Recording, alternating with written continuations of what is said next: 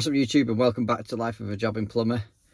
Thank you for your consistent support.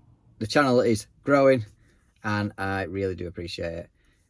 Before we get into this video, don't forget to click like, drop a comment down below and consider subscribing if you haven't done already. I post on a Tuesday at the minute, every single Tuesday at 6 o'clock. But if you ring the little notification bell on my channel homepage, you don't need to remember that because you'll get notified. So this week currently, I'm having an absolute nightmare with the van. It keeps going into limp mode. I've got a diagnostic tester that plugged in and it came up with mass airflow sensor and a boost fault, and I thought, So I googled it, Dr. Google, and either one of those faults can cause the other fault. So chances are there's only one fault, but it's finding out which one it is.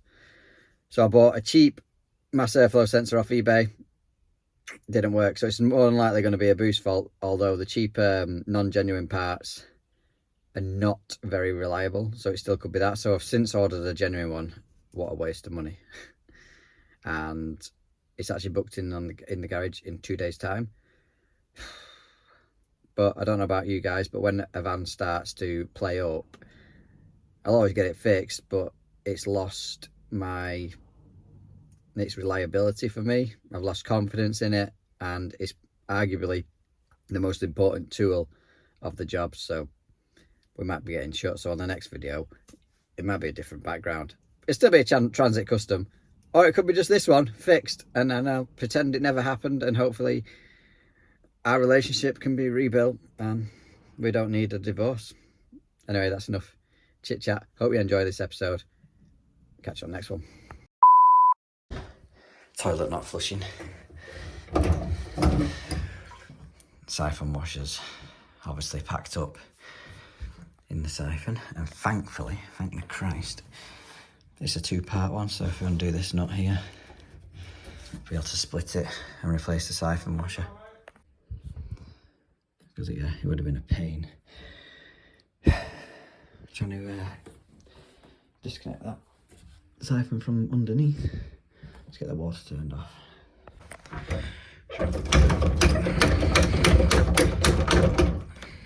Proper ghost. Let's undo that nut. Undo that screw, slide that off, and it should lift out. So obviously that screw is rusted and won't come out, so I've just bent this. I don't even know what you'd call that bit. It's part of the handle anyway. Should lift out now. Need two hands as usual.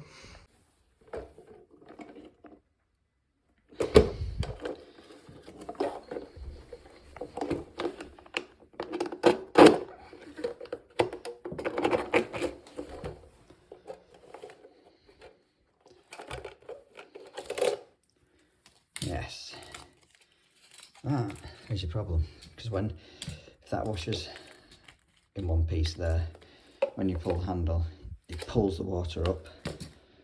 Obviously it'd be full here and dumps it over and starts the siphonic action, but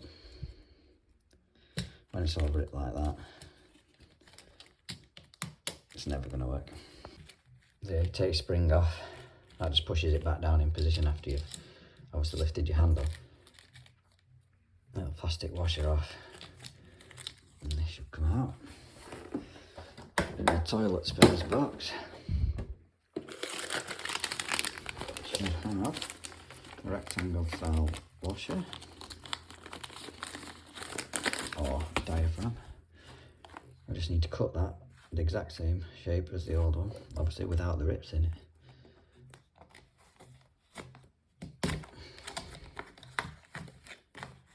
Which is basically just going to be cut out this plastic section here. Doesn't need anything off the width and depth.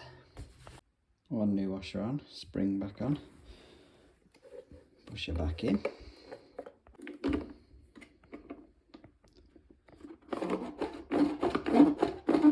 Beautiful.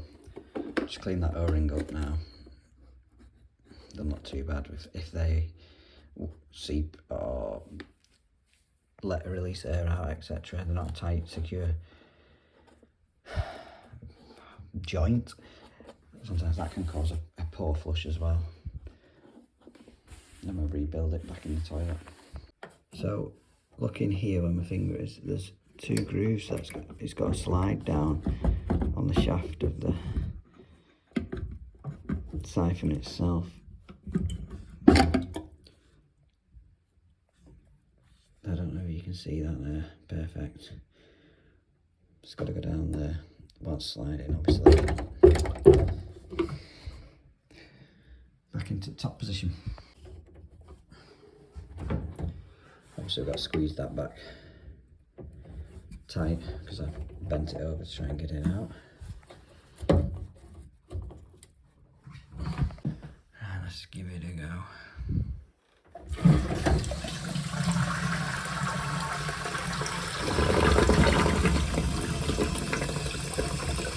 Beautiful. Just that screw off because the head, that plastic white screw is supposed to hold the head of the system cover.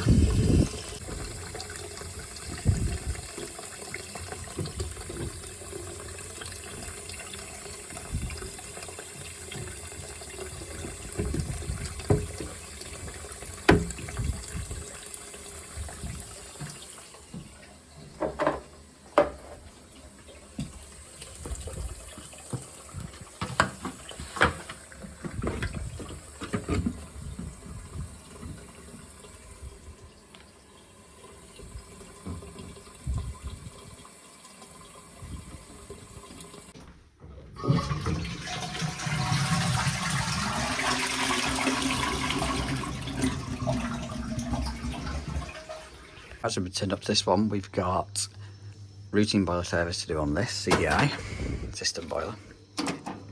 Filling loop leaks whenever you use it, so that wants replacing.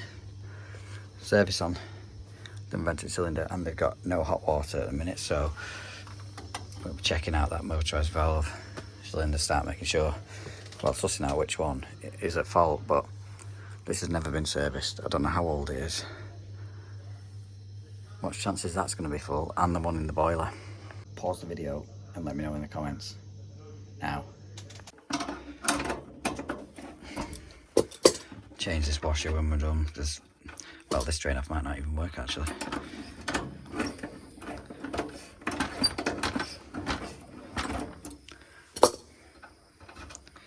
It's knackered. It's working a little bit. Right, pressure's on 0 now. This should be on 1 bar. Shock horror.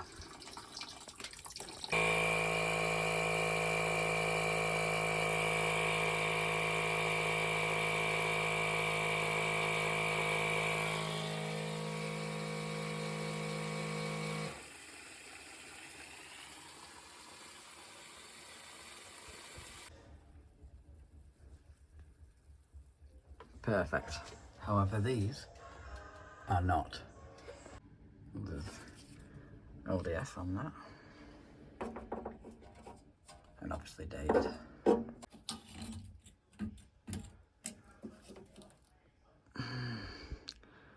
That is why you need to replace the ones with sight glass, because as you can see, the gasket is about failed. They're not looking in the best condition. Rectification's gone to a little pencil. I'll show you them against the new ones. Got me worried then, thought I didn't have any normally van stock. However, this is the last one, so that needs replacing. Part number there, if anyone needs it. No sight glass in these, as you can see there. Different gasket, fibre gasket. And obviously that's what the rectification should look like. New electrodes in, happy days. Get this condensate trap cleaned out and we'll get our max. Oh no, we'll change that then. Because obviously I don't want to put pressure in when I've got to change that. Oh.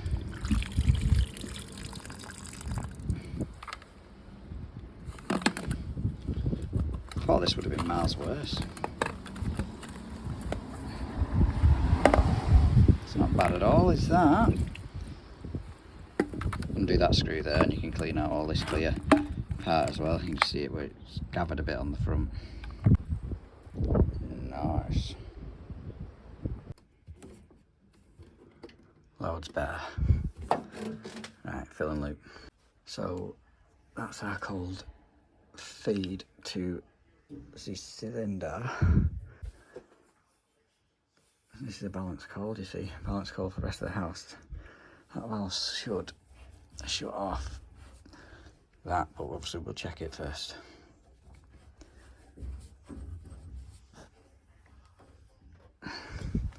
This isn't looking too clever, but I reckon that'll be a flat potable vessel.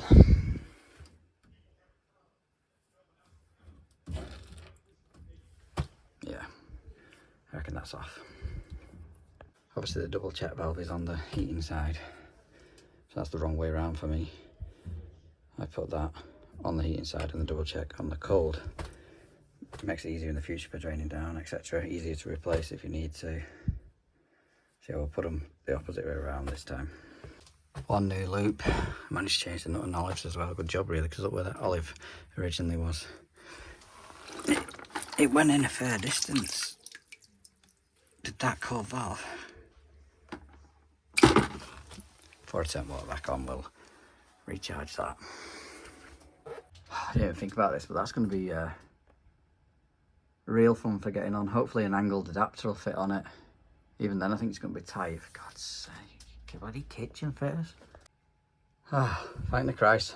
Loads of room really. Just hard to tighten up with your fingers.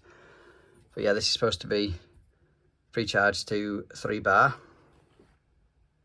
0.1. So hot tap open.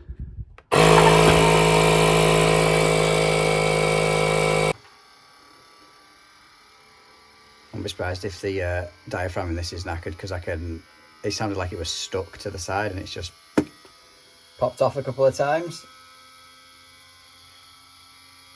So yeah, we'll see. God knows what that noise is. So what that's doing in there now is forcing up a diaphragm at a balloon, filling it with air, and obviously pushing out any water that was in that vessel out of this hot tap. Just going to leave that on there because it's still emptying a bit of water out of the hot tap. So when that stops, there you go. You're just going to need a bit more pressure back in it, but it's stopped making funny noises now. But it's also cream crackered my battery. Well, yeah, I half expected that to start squirting out water, meaning the diaphragm was completely knackered, so they might have got away with this one. This probably would have got away with just changing the washer, but it doesn't look the best condition, so I've just pinched a new one out, a new valve, and just put the whole lot in. I have no clue what was going on with that, but it just would not start, whether it's a different thread or I have no idea, but I've used the O-ring off that and the new washer. That'll have to do. I don't know, like I said, I don't know what was going on, but I was spending too much time trying to get it started. Out of curiosity, where's the new brass nut or gland? Wonder if that'll work.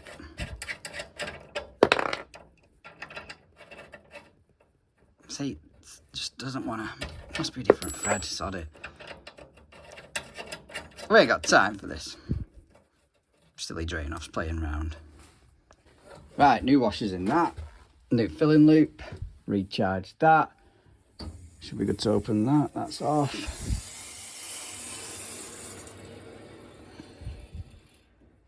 Let's go and purge the water through on that kitchen tap.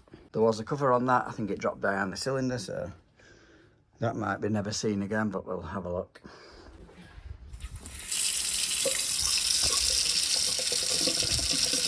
So that run for 30 seconds or so.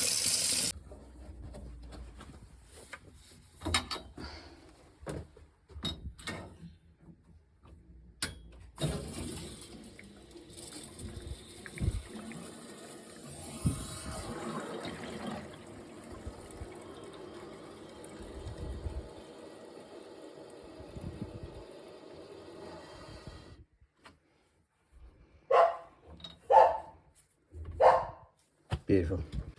Right, so we're all pressured up now. Probably going to full of air this boiler. Let's So when I got here, this was turned down. I don't know why. Both valves were shut, which still are. So let's have hot water on.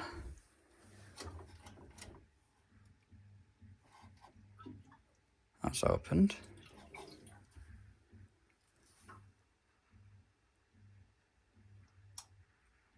There we go.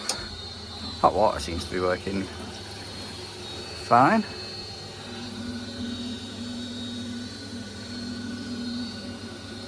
So flow off the boiler. Yeah, so that is the flow. That's the return off the coil. It's getting warm. Maybe someone had just knocked that and that's why hot water off. Maybe. Oh no, there's tons of air in this system though. Oh man. Put it in service mode and finish the service, I think. Let's see how far these ratios have drifted off. So, probe is in the test point. Analyzer's set up there. Pump is making some strange noises.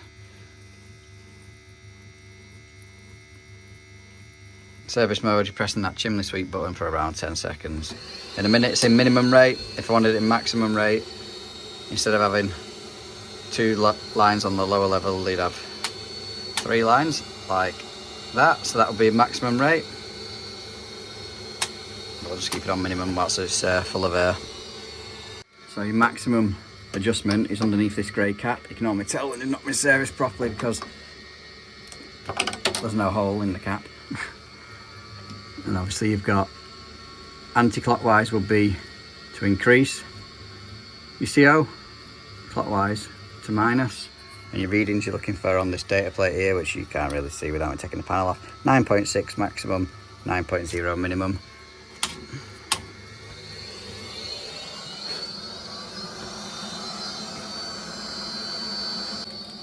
That needs a little bit of altering.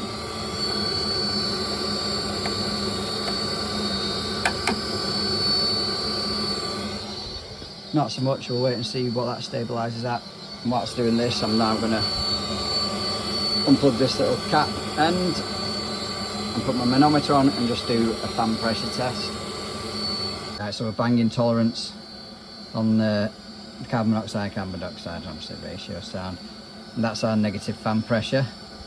I just need to refer back to the instructions to see what it says. If that isn't negative enough, it could require the main heat exchanger cleaning out, to which then I'll pass that back to customer and it'll require a full strip down and we'll change the seals, etc. But I have a sneaky suspicion that that's within tolerance anyway. That's our manometer connected on there. Just going to set up the minimum now. Set up our minimum. It's that 4mm Allen key. Take that cap off. Then there's another 4mm Allen key to adjust it, and it's the opposite way around to that. So whereas that is to increase the CO anti-clockwise, that'll decrease the CO anti-clockwise on that setting. And what do we want? 9. Yeah, that's going to need a bit of adjustment as well. Now because I'm altering this, I'll have to then recheck the maximum in case it's knocked that off after finishing this minimum side.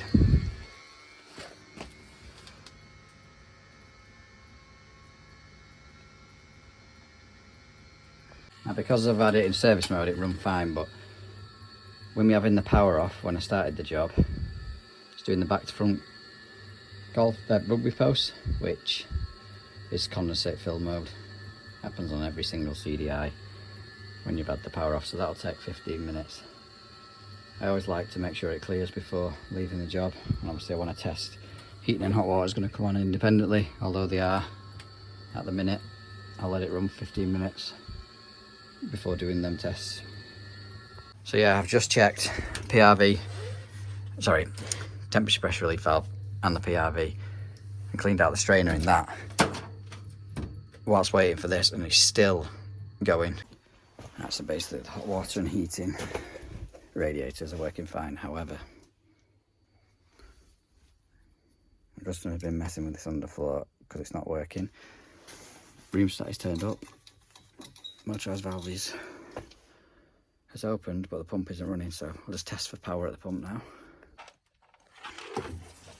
It's connected onto live and earth here. Can't do it one-handed. So we had no power at the pump. As you can see on this board here, that there says pump. Live and neutral. Nothing. So it's not, the pump isn't getting any power, so no wonder it's not turning. So I'm going to keep it simple. I'm testing the room thermostat, the 2-port. We've got 240 on the brown, but not on the orange. So that's telling me that that is not switching over and putting power across to then kick up the pump. So just remove the head, just check what's going on with that. Nice and easy, lovely. Let's get this swapped over. Hardest bit's going to be getting that wire back through, I think. So that's a new head on. I've just literally cut off all them cables now. What we'll do is wire them up one by one, obviously in colour order, so you can't really make a mistake. So that is all wired in now. But as I was messing with this, swapping the head across, as you can see, that's been leaking a lot, and it had carried on leaking, so I've just shut off that valve up there. If I close this one off as well, yes, I'm risking the gate valves when the system will hold back its pressure, and I'll just be able to open that drain off and swap that out for the lever valve.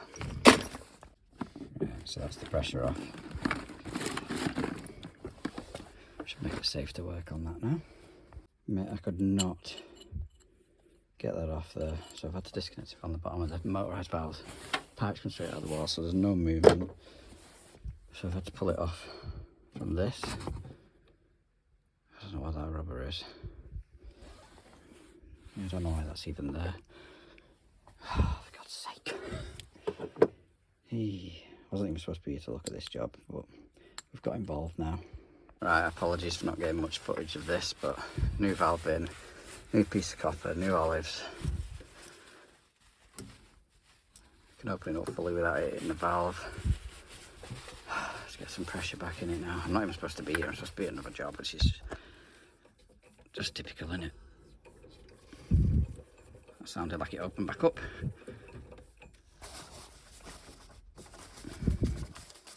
This one won't, however, because the 2-port's still shut.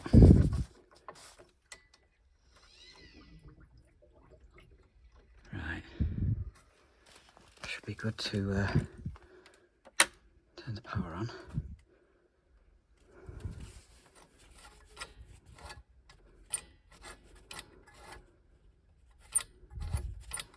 That's motorised over. Pump has kicked in.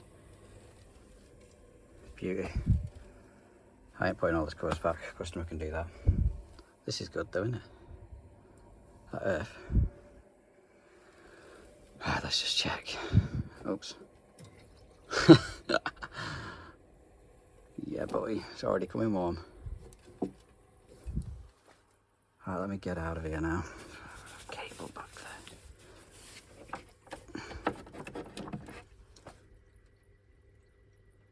Must be a bit of a DIY, is this? Should be made up though that the Underfloor heating's working again, because like I say, I weren't supposed to be here to do this, I just said I'd have a quick look. An hour later. Well, that's what you get for having a look at a little extra job whilst you were there. But at least we got it sorted. Yeah. I am now an hour and a half late for my next appointment. I have let them know, but it's put me on the back foot a bit. Anyway, I hope you enjoyed it. Thanks for watching. Don't forget to click like and subscribe and drop a comment down below, and I will catch you on the next one.